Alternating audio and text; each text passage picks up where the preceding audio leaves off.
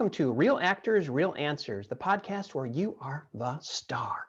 Today, I want to introduce you to a very fascinating young lady, Laura Ann Heaton Gray. Laura Ann Heaton Gray. She is a speaker, a film director, a screenwriter, an actor, and many other things in that. But I'm going to let her take over the show. So here she is. Hey, Laura, how are you doing? Hey, I'm great. How are you? I'm good. Where are you from? Well, I originally grew up in Atlanta, Georgia. Okay. So you're there now? No, I'm actually in Huntsville, Alabama. Alabama. Now, okay, I've been to Alabama and I don't hear an accent. Well, I grew up in Atlanta, so Okay. Okay.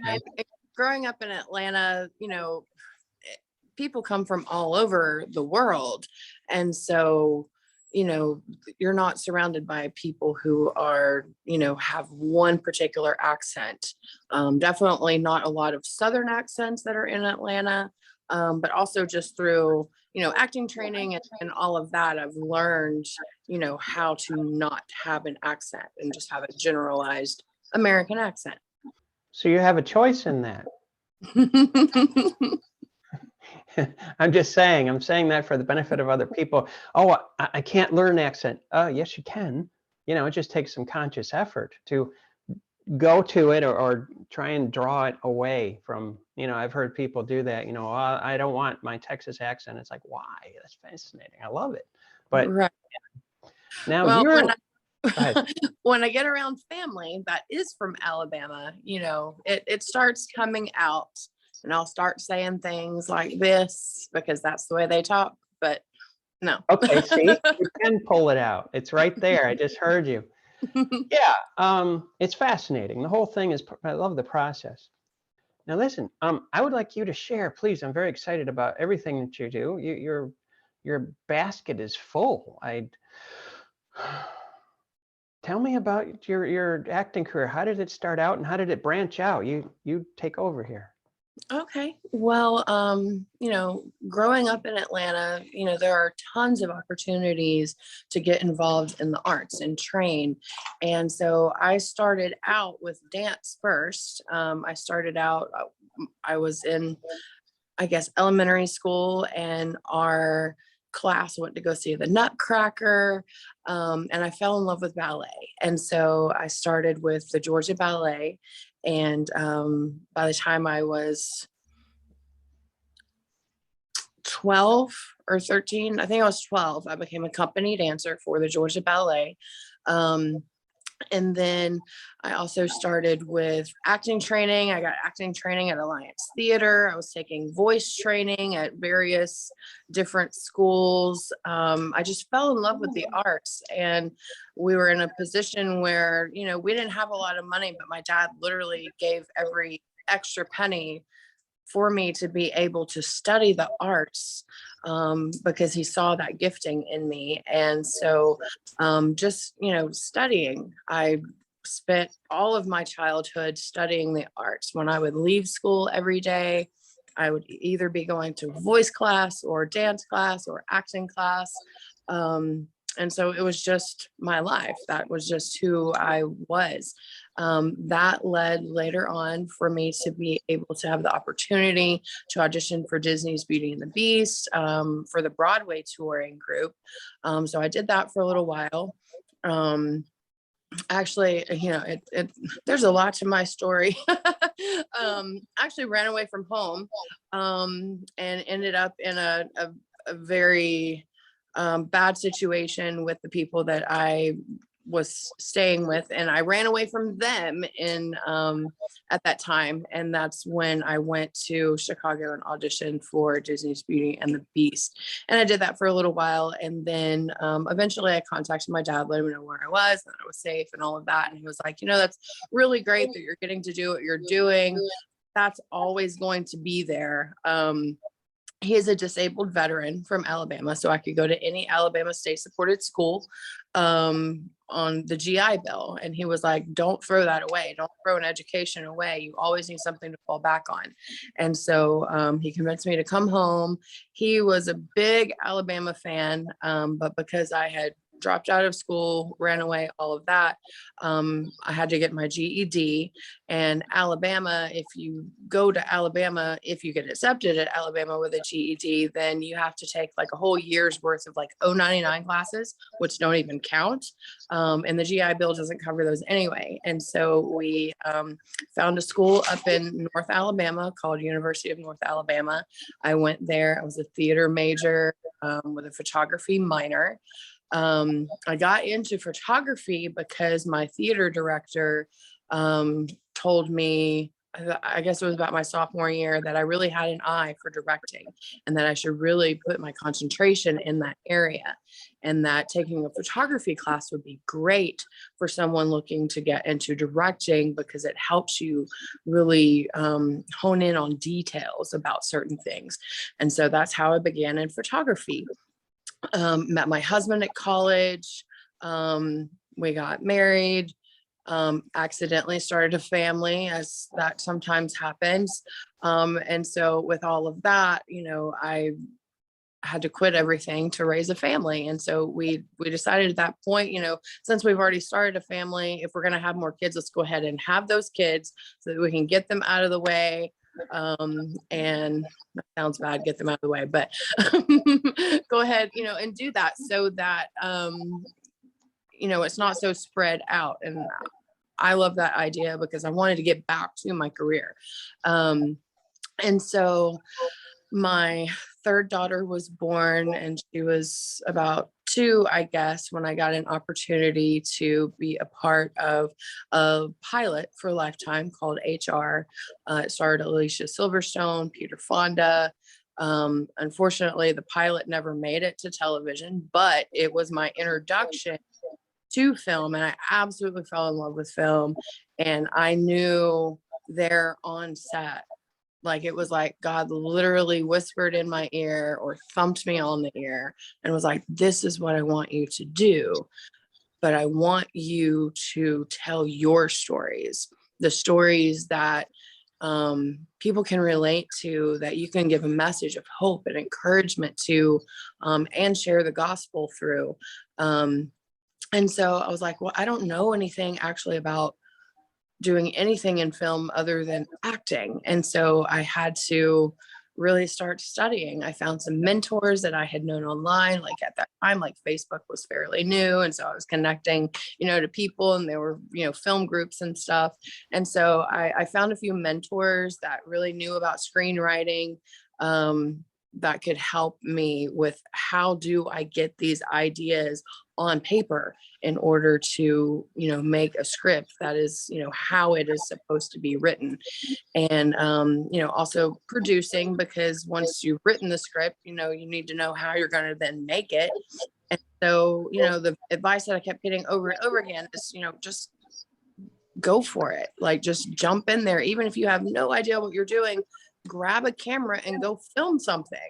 It doesn't have to be perfect, but you're going to get that experience of what it's like to actually capture film and direct people, and what in your screenwriting works and what doesn't work, so that it's just a whole learning process. And so that's what I did. I just started shooting short films that nobody would ever see, but it was it was more for me. And within that, I started really networking and connecting with other people, and found ways of doing higher level of production, people who were willing to come on board to actually film my stories because they believed that they were really good. And that's kind of how I got started in all of this. And it's been an amazing journey so far. I've now written and directed and produced several films. I've been nominated twice now with the International Christian Film Festival as Filmmaker of the Year. I've won Best Director awards. Our films have, won a lot of awards as well. When quarantine started in 2020, there was a quarantine film festival, and we won best quarantine film. But yeah, I mean, several of my films have been in festivals that awards, and I'm very blessed that I've been given the opportunity to do what I do. It's wonderful. So many things you touched on, but a few of them stand out. So I'm going to ask you. You're a speaker, and Mhm. what it says on your website is that you mentor and encourage young adults, correct? Yes. When you ran away from home, and you did what you did, but does that ever help? Do you ever tell that story, and it helps young adults to refocus and to have hope again, or? Oh yeah, definitely. And I think it can be seen in my films as well. When I'm doing my public speaking, typically the audiences are going to be middle, high school, college age, and young adults. Because during that time, your hormones are all over the place. You really don't know how you fit into this world. You are grasping at your identity, and there's just a lot going on there, and you make really bad choices during those times if you are not grounded. And I was not grounded at all. And so I tell my stories to reach other people, to tell them, it doesn't matter what you've done or where you've been. There is always room for redemption, and you cannot let your future be determined by those decisions that you made in the past, because you were born for a reason. There is a purpose that you're on this earth that God has for you, and you can't let the bad decisions that you made deter you from what your real purpose is. And so within film, I take certain aspects of my own story and create other stories around them, the ideas of that, in order to help to reach people, to show them that you're okay. You've just got to get back on that path that God intended for you, and you are going to move mountains with the plan that He has for you. That's like Jesus, how he spoke in parables, so people would understand. Everybody loves a good story. They do. We do. Right. And that's how you learn. That's how you draw people in. And then it's like that song by Brandon Heath, Jesus in Disguise. You Mm-hmm. know, you give that story, and then there's something that stays with them. How often do you speak? And is it in schools or colleges or churches or where? Typically it's like conferences or like guest speaker, like when a college or youth group is like on a retreat, they'll have, a guest speaker that comes in and stays with them during that time, and is who brings the messages while they're on their retreat, and that kind of thing. How do you find opportunities? Just market yourself. I have a whole flyer and a brochure, and I just send it out to churches that have good youth groups, and just offer myself up to them and say, hey, I'm here. I'll send them, some snippets of me speaking and telling my story. And if you ever need a speaker for, your church, your youth group, a retreat, or anything like that, I would love to be considered for it. Excellent. I love that. You have to put yourself out there, you know. Now I'm looking here on your website, and I see this, and please give us insight. Laura Ann Heaton Gray, excuse me. Um, when we allow what's behind us to determine what's in front of us, our path is darkened and we lose sight of our intended future. That's actually what you said, of course. Mhm. It says worthless to worry. What is that about? Worthless to worthy. So Worthy, excuse me. yeah, you're good. So it's the message behind what I try to bring to the world. of my own story, that I felt absolutely worthless because of the decisions that I had made as a young person, and the people that I had hurt, and the fact that I had hurt myself, and that I, made those bad decisions that I still feel shame for when I let it seep in. And worthy, I went from that worthless place to finding a God who says that I am worthy of his love, and I am worthy for the plan that he has for me, and I am worthy to be successful. Because when I was letting myself be trapped by the sins and decisions of my past, I didn't feel worthy. I didn't even want to face God because I was so ashamed of the things that I had done.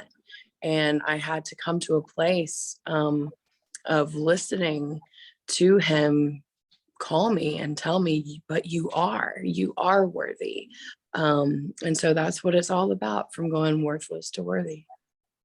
That's beautiful. And that's the truth. It's like God doesn't think like us. Thank you. you know, and he provides more love. He is love, period. And I totally relate to what you're saying, because I've gone through that too myself in my own way. Tell us something about the films that you've made. Like, what is your favorite? Do you have a favorite film that you've done, you've written? Oh my goodness. Probably my favorites that I've written, I haven't got to actually shoot yet, because there's such big ideas, and it would take millions to actually make. And so as far as making films, probably the favorite that I have made, oh goodness, I don't know how I can choose one. Um, I'll say one of my favorite projects, which we haven't shot the actual feature yet, but we have shot enough footage, to make a short out of it, and we've created a teaser out of it in order to gain the funding. And that one is called Stalling Seasons with String. It is a story about a little girl whose mother is diagnosed with terminal cancer. And the whole story is highlighting how different people deal with grief, but it really revolves around the little girl, and thinking that she can somehow stall her mother's death by not letting fall come. By when the leaves fall off the tree, she ties those leaves back to the tree, thinking in her own little mind that she can somehow stall the inevitable. And how that comes to be is, she asked her father, when is mom going to die? And they're sitting on the back porch, and he looks out and he says, you see that tree? And she's like, yeah. And he's like, well, when those leaves start falling from the tree to the ground, doctors think that will be, and time will be near. It will be soon. It probably won't happen much longer after that, because that's the amount of time that doctors have pretty much given her to live. And so that's where she gets the idea to tie those leaves back to the tree, because if I keep those leaves on the tree, then mom's not going to die, right? It's a very heartfelt story, but it's also a comedy. I actually took two different scripts and merged them into one. I had written the story, and I had written a comedy about a woman who brings in somebody to teach her husband how to do things around the home, because she was tired of doing everything herself. And so I merged those two stories into one to lighten the mood a little bit. So there's a lot of funny aspects in that story as well. So it's a good blend.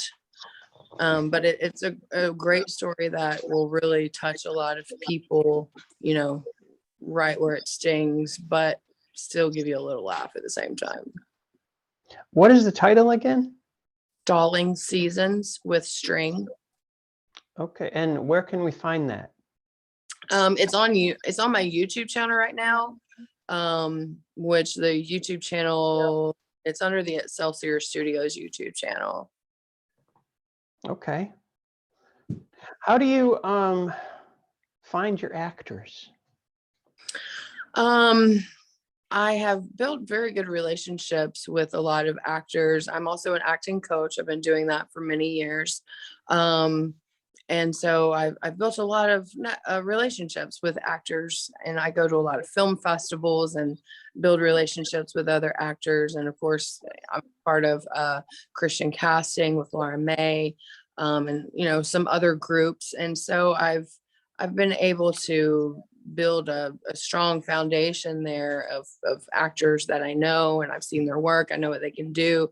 So then when I write something specifically, then I kind of already have somebody in mind of who could play certain roles. If it's a project that really doesn't have a lot of money, I feel really bad about, I know what it's like to be a filmmaker or be an actor and be offered a position or asked to be, on a film. They're like, oh, but we're not paying.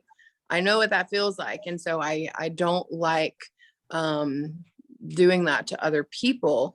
And so if I can find as many locals that, or former students or other people that I know are good, who have, trained, or just naturals. I know a few naturals that have never trained it. But if they fit a role, I'm going to give them an opportunity to take on that role in hopes that I can then help boost their career by giving them footage to use for their reel that highlights their strengths. Because there's a lot of people in Huntsville who kind of feel like they're never going to be able to make it in this industry because they live in Huntsville. They're not in Atlanta. They're not in LA. They're not in New York. And so they are hungry for the opportunity to get on camera in order to showcase their talent so that they can then, share that and get jobs other places. And so it varies depending on if I have a budget or not. It's amazing. You could very easily be in New York City. I love New York City, or in California, or in Georgia. But how God's mysterious ways, and he's always right, he has you ministering to a section of the world that really needs you in this season. It's what it sounds like to me anyway. Right. Yeah. We also have, not just for actors, we have something called Huntsville Indie Filmmakers. And it's for people who want to learn the art of filmmaking in order to find jobs in this industry. And so we meet monthly, and everybody gets an opportunity to try out, different positions on set and just learn the art of filmmaking and what it means and how to go about making it a career. And eventually they'll figure out within their training, this is what I really like to do. And this is what I really connect with. I really enjoy being an AD, or I really enjoy being an AC, or I really feel like I really jive in the grip department. And so then they find their concentration, and then we can grow them up from there to give them all the knowledge that they need in order to go out and actually apply for jobs and be successful at it. So we kind of do both sides of things, both in front of the camera and behind the camera. So you have a studio? Yes. Okay, where's your studio located at? So our studio is here in Huntsville, Alabama. Right now we are just southeast of downtown. But we are actually about to move into a much bigger building, larger facility where we can do even more. It has the building that we're going to has a big roll-up door so that we can actually pull cars in and do, green screen with cars. Where we are right now, we don't really have that high of ceiling. So sometimes it gets a little dicey with how we're going to do lighting for certain filming. But there, we've got like 30-foot ceilings, and it's completely open. Like where we are now, the joists and all of that are still there from where there was a drop ceiling, which we've been blessed that we can actually hang our lights from that, but we're still very limited about what we can do in-house. And so when we moved to this new facility, which is just west of downtown Huntsville, we'll be able to do much larger production that we're really excited about. If someone wanted to become a director or an actor, but let's for a minute, let's just delve on directing. If someone had that propensity and that passion like you have to become a director, a film director, and they say, Laura, how do I start? What would you say? I would say start where I did. Grab a camera and go film somebody. Even if you aren't a writer yet, find stories other places. Go find scripts that someone else has written. Don't try to like go make money at whatever it is you're filming, but find some scripts, find some friends, and learn what works and what doesn't work. Find mentors. There are tons of directors and even cinematographers out there who will let you come and shadow them and learn from them. You're not going to get paid, but you're getting free training, and learning what is needed from a director and how to, really think about the lighting and the blocking and the psychology behind all of it, because there's so much more to directing than just okay and action. A lot of people think that directing too is just about the actors and how you use them as puppets for your vision, but just pre-production alone, you have all of this stuff that you have to think about before you even step on set that first day, and you've got to have a vision going into it, and you don't learn how to have that vision until you do it yourself and until you get on set and watch and just observe, what are the things that they're thinking about, and why are they making the decisions that they are making, and learn how to make those decisions for yourself. I was already a few years into working in the film industry as a director, and I decided that I wanted to go to school, because sometimes when I got on set, the cinematographers would be talking about certain things, and he'd be asking me, do you want this or that? And I'm like, I don't know. I don't even know what that is. And so I felt kind of dumb sometimes because I didn't know what they were talking about. And so I reached out to a film school, and I was like, hey, this is what I've been doing. I would really love to come to film school to actually, learn more. I feel like I'm missing some pieces in this puzzle, and I want to be intelligent in what I'm doing. And they were like, but you're already filming.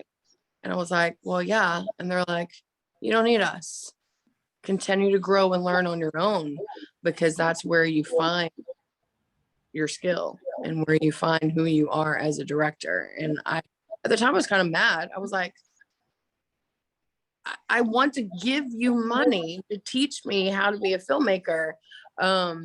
Please take my money. But in the long run, they're right.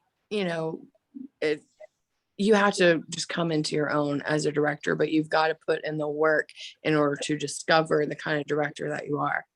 That last line that you just said, that's powerful. What was that again? You have to come into your own what? You have to come into your own to discover the kind of director that you are. And that applies to acting too. Oh yeah, definitely. You can have all the knowledge in the world, and that's great, but if you don't apply, if you don't act on it, it's doesn't do you much good. Right. Now, if a person wanted to contact you, how would they do so? Well, through my website, which is lauraannheatongray.com, there is a link there where you can email me directly. You can also go to my Facebook. I don't mind becoming friends with folks, which is also Laura Ann Heaton Gray. I have an Instagram, also have a TikTok. which is Musically Laura Ann. On there, I've really been successful at building a platform as well. I have 46,000 followers and 1.9 million likes on there. So you can find some of my videos there as well. But also my email address is dir for director.laurann@gmail.com. Okay, thank you very much. Today has been a true blessing for me, and I know for other people when they hear your story. It was so rich and so necessary, and encouraging. People need encouragement. That's what they, especially now, in this day and age. I want to thank you from the bottom of my heart for coming on my show. Oh, well, thank you for inviting me. It's been a pleasure. Thank you. And please keep in touch, and God bless. Definitely will. Thank you. You too.